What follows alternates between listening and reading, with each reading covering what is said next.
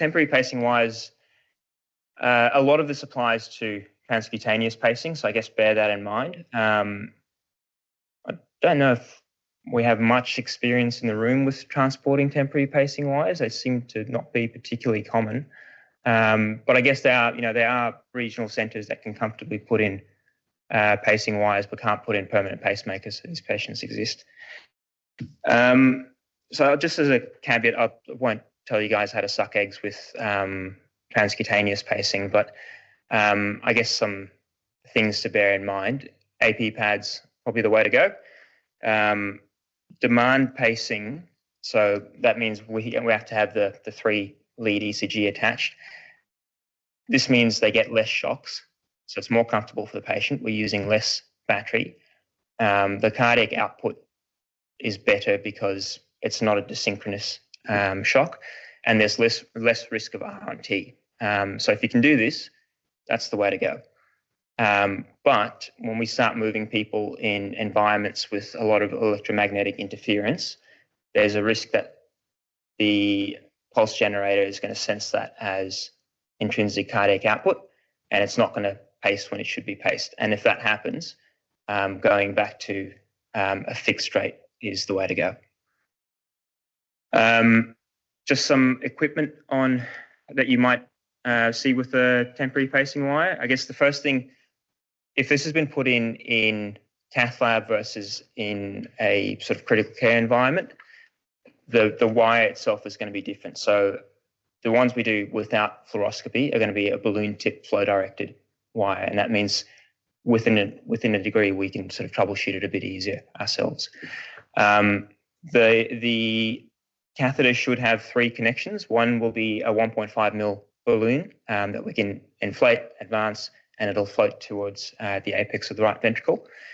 And then you'll have 2 other connectors for wires. One is the anode and one's the cathode, so the negative and the positive. And there's those 2 points that separated by the balloon distally.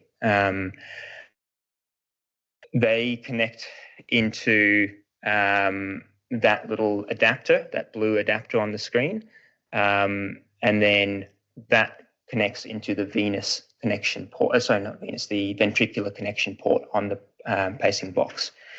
When we look at the pacing box itself, make sure we've got full batteries, make sure we've got spare batteries, and then we'll have a look at the sort of little bits and bobs on the box itself in a minute.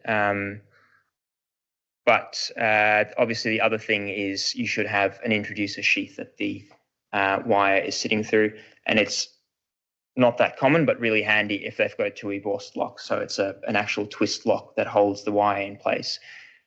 If it doesn't have that, and it's a femoral, for instance, or even an IJ, they've got a real habit of sort of moving back and forth every time the patient moves the leg or the head. And rolling the patient can be a sort of get out of jail free card if that's the case. We'll just quickly go through some of the complications. I think you guys all know about that. I think we're probably better off spent talking about the actual electrical side of troubleshooting. But obviously issues related to pacing, whether it's failure to pace, the leads are dislodged, it's not sensing that there actually is depolarization, and that leads to RNT. It's oversensing, it's interpreting something else as the heart, and so you're bradycardic now because it's not giving an output when it should. And then a big one is asynchrony with the chambers. So we're basically giving these patients a bundle branch block because we're pacing one side of the heart before the other side.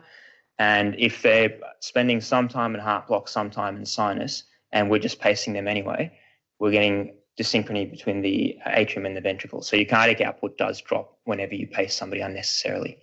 And then diaphragm stimulation as well. Other issues, we can obviously injure the tricuspid valve, we can perforate the myocardium and tamponade.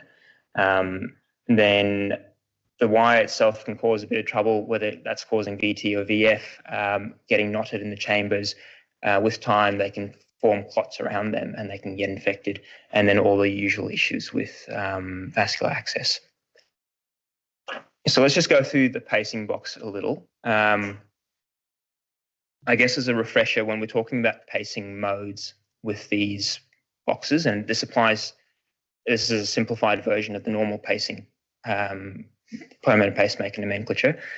But when we talk about, a VVI mode, DOO mode, DDD mode, all those things, what we're saying is it's a 3-letter acronym, and the first letter is the chamber that we're pacing, the second one's the chamber we're sensing, and the third one is what we are doing when we sense something. And if we've got a temporary pacing wire in, our baseline setting should be a VVI. In other words, we want to pace the ventricle, we want to sense the ventricle, and when we sense the ventricle having normal activity, we want to inhibit, so we don't want to do anything. And that's to avoid interference from other signals, but also to avoid us causing RNT. When we talk about the sensitivity threshold, this is the millivolts required for the pacing box to pick up that there's endogenous cardiac activity. The bigger the number, the less sensitive. So the higher the millivolts needed, the less sensitive the box is, or the wire is. The output, obviously, that's the milliamps we set and deliver, and then the capture threshold is the minimum milliamps needed to actually get an action potential in the heart. When you look at the box itself, there are a few bits to it. You see there are 2 ports at the top. One's an atrial, one's a ventricular port. So it's important which side you put that in, the pacing wire in.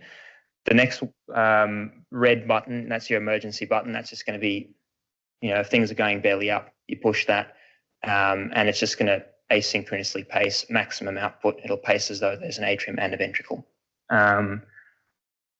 Then we set the rate, obviously. We set the output, and then to do those, we do have to press and hold that little lock key, and then below that, we can set the sensitivity. I do think it's worth checking the pacing box before moving them, because you can prevent most of the complications by checking the box before moving. It is a bit of a difficult thing to explain in words without having a box to play with, but the principles are: make sure it's safe to check the box before you do it. So they have to have enough of a heart rate to be able to check. Then you check the sensitivity, because if you check the output before checking the sensitivity, all you're going to do is put them in torsades. And I'll just quickly, it's worth sort of pointing this out. Where it says A and V at the top there, there are 2 little lights that can flash there. One's a sensing light and one's a pacing light. It's worth paying attention to those, because that tells you whether or not the box is sensing, or if it's not sensing, whether it's delivering at some output. Basically, when you want to check the sensitivity, decrease the output to as low as it can go, decrease the heart rate below the endogenous rate, and that way it should always be sensing. And then you just keep increasing the sensitivity until the sensing light goes away and it starts pacing. Then you just divide that number by half, and that's your sensitivity threshold, or that's your sensitivity that you've set. Then once you've done that, that now means we're safe to fiddle with the output without causing RNT. Now we put the heart rate above the endogenous by, say, 20, and now we just keep increasing the output until we consistently get capture, and then double that number, and now you're safe. We'll do some troubleshooting with pacing, but I think the first really important thing is how to change the batteries. They're sort of hidden down the bottom with a little button to spit them out. It's not sort of something you want to try to work out in an emergency. But the things we'll talk about: failure to pace, failure to capture, undersensing, oversensing. Dual chamber pacemakers have a whole bunch of other complications that they can get. We're not going to be bothered by that. So failure to pace, this basically means we should be pacing, but for some reason we're not. And the way you know this is happening is we've got a bradycardia that's set below whatever heart rate we've set, and we're not. So if we sort of have a look there, that's easy enough to spot. There should be a pacing spike and a QRS there. For some reason, the box isn't working. And with all of these troubleshooting, you go through the same pro forma of: is it the box, is it the wire, is it where the wire is contacting the heart, or is it the patient? So checking, is the box on or off? Is the battery flat? Is the box malfunctioning in some other way? Has the wire disconnected? Is the wire fractured? and then at the distal contact, has the wire migrated? Are they super acidotic? Are they super hypoxic? Is there edema around the site? Is there a big infarction, say an RV infarction? And then oversensing plays into this as well, and we'll talk about oversensing a bit more soon. What you want to do with this in terms of management, swap the box out if we think it's that.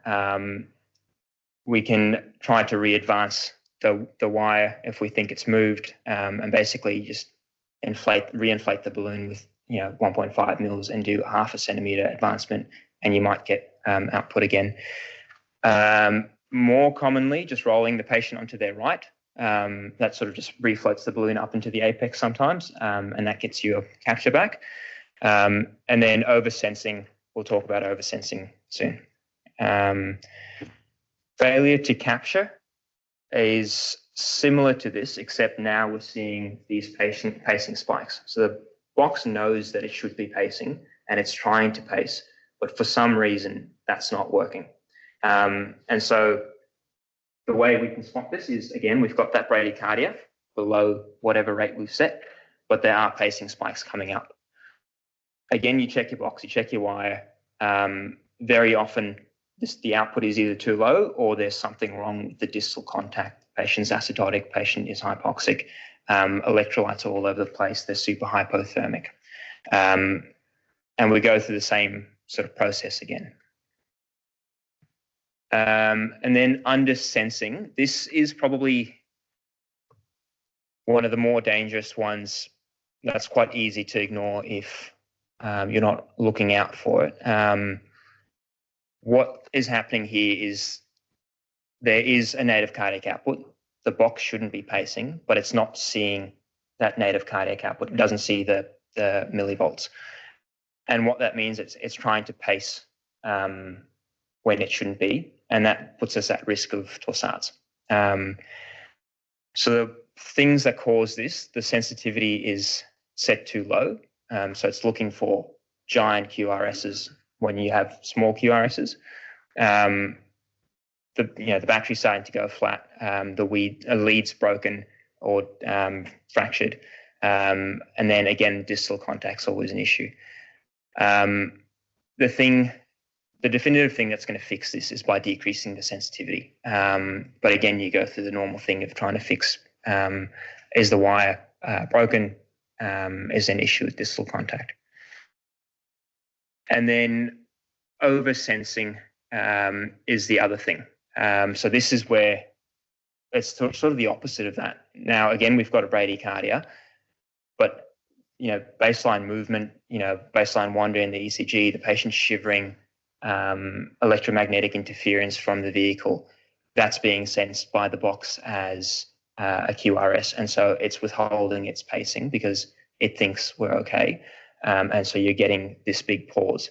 And this is where those flashing lights are really valuable, the ones that say pace and sense. So the way to spot we've got oversensing is we've got a bradycardia below the rate we set, but now we've got, instead of the pace light flashing when we're pacing, during those big pauses, we're getting sensing lights. So it's telling us it thinks it sees a QRS when there is no QRS. And again, what we do here is we decrease the sensitivity so that it is looking for bigger QRSs. And then I think a sort of handy thing with this is reparalyzing the patient, because them shivering and moving can look like QRSs to the pacing box.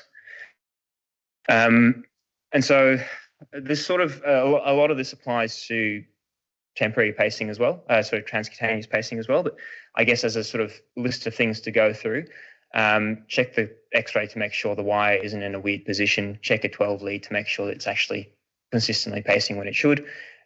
Make sure the wire has been properly secured. If it doesn't have a 2E Borst lock that's been properly locked, has it been sutured in a way that means it's not going to wiggle around? Make sure they've got AP pads on. Secure the pacing box to the patient in a way that you can read and reach, but that isn't going to tug on the wire and cause it to dislodge. Make sure you've got your emergency pharmacology available to you. If it's a second-degree type 2 or a complete heart block, as it probably will be in this instance, we should be using beta agonists rather than antimuscarinics, so using adrenaline, for instance, rather than anticholinergics, just because the anticholinergics aren't going to work in this instance. And then having your spare batteries and insulated gloves and discharging static every time before you touch the patient. I guess as a caveat, every resuscitation area or sort of proper inpatient part of the hospital is what we call cardioprotected. So it's got basically it should have equipotential grounding throughout the room, which means you're not getting these little microcurrents that can cause small shocks and transmit down wires, central lines, etc., and put patient into funny arrhythmias. Obviously, we don't have that when we're transporting patients. So, basic things like gloves and discharging static are quite useful. And then once you're in transit, if you've got loss of capture, increase your output, check your battery, correct your acidosis, hypoxia, electrolytes, consider refloating the balloon, and then push the emergency pacing button if things aren't going well.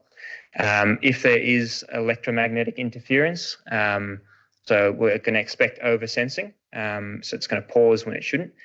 Switching to an asynchronous mode to get through that period of interference is probably all you're going to be able to do, but reparalyzing the patient might at least take their movements or muscle activity out of the picture.